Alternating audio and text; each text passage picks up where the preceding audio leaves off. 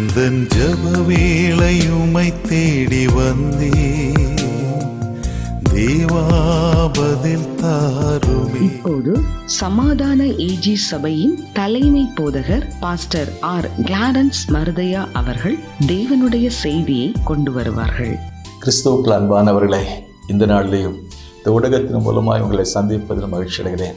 இந்த வருஷ ஆரம்பத்தில் ஆண்டவருடைய ஆசீர்வாதம் நமக்கு தேவைப்படுவதனால் ஆஸ்வதிக்கப்பட்ட தெய்வ மக்களுடைய சில அனுபவங்களை குறித்து நாம் வாசிக்கிறோம், சிந்திக்கிறோம், தியானித்து வருகிறோம்.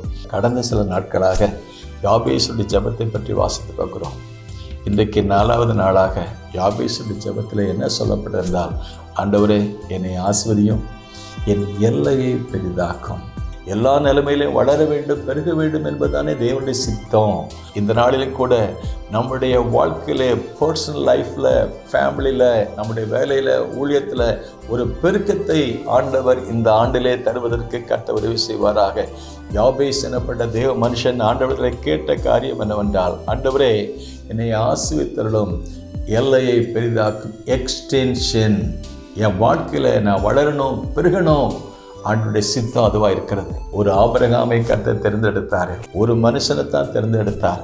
ஒரு மனிதனுக்கு கொடுத்த ஈசாக்கு, அந்த ஈசாக்கின் மூலமாக யாக்கோபு மூலமாக 12 கோத்திரப்பிதாக்கள், 12 கோத்திரப்பிதாக்கள் மூலமாக முழு உலகமும் இன்றைக்கு பெருகி இருக்கிறதை நாம் கண்கூடாக பார்க்கிறோமே.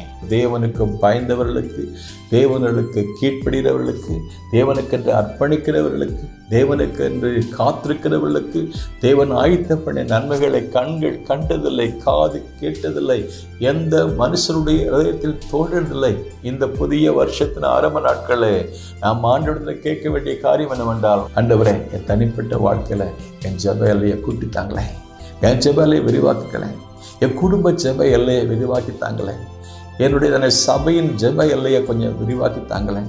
இது வரைக்கும் நாங்கள் கேட்டது கொஞ்சம், இதுவரைக்கும் நாங்கள் போட்ட திட்டங்கள்லாம் கொஞ்சம், எங்கள் திட்டத்தெல்லாம் கொஞ்சம் விரிவாக்கி தாங்கலாம் ஆண்டவரே.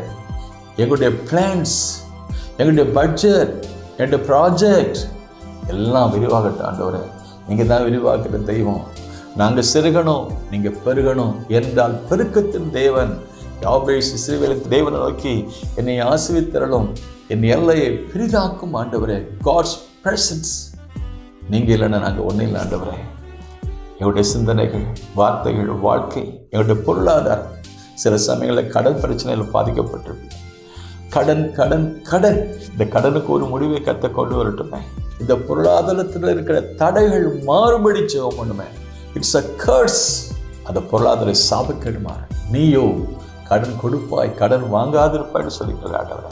நாங்கள் 4 பேருக்கு கொடுக்கக்கூடிய அளவில், எல்லாவற்றும் மேலாக ஊழியத்துக்கு தாராளமாய் கொடுக்கக்கூடிய அளவில் I need a increase in our finance. இந்த பொருளாதாரத்தில் பெருக்கம் தாங்க ஆண்டவரே. ஜெபத்தில் பெருக்கம், ஊழியத்தில் பெருக்கம், தியானத்தில் பெருக்கம், இன்னும் கர்த்தருக்கு அர்ப்பணம் செய்யறதையும் பெருக்கம். ஆண்டவர் எந்தெந்த இடத்துல நம்ம விரிவாக்க செய்ய நினைக்கிறாரோ அதற்கு அர்ப்பணம் செய்வோம் போது யாபேஸ் ஜெபத்தை கேட்டு அவருடைய எல்லையை விசாலமாக்கினவர், கனத்துக்குரிய மனிதனாய் மாற்றினாரே. இன்றைக்கு நீங்கள் கனம் இல்லாத ஆளாக இருக்கலாம், இன்றைக்கு நீங்கள் அற்பமான ஆளாக இருக்கலாம். ஆனால் இன்றைக்கு அற்பமான ஆளாக இருக்கிற நீங்கள் ஆண்டவர்கிட்ட வந்தீங்கன்னா ஒரு அற்புதமான ஆளை மாற்றுவார். அருமையான தேவனுடைய பிள்ளைகளை, நிச்சயமாக ஒரு அற்புதத்தின் தேவன். நீங்கள் நினைக்கிறத விட, வேண்டிக் கொள்வதை விட அவர் ஆராய்ந்து முடியாத பெரிய காரியங்களையும் எண்ணி முடியாத அதிசயம் செய்த தேவன். கர்த்தர் உங்களை ஆசீர்வதிப்பார். May God bless you. எந்தன் ஜெப வேளை உம்மை தேடி வந்தேன் தேவா, பதில்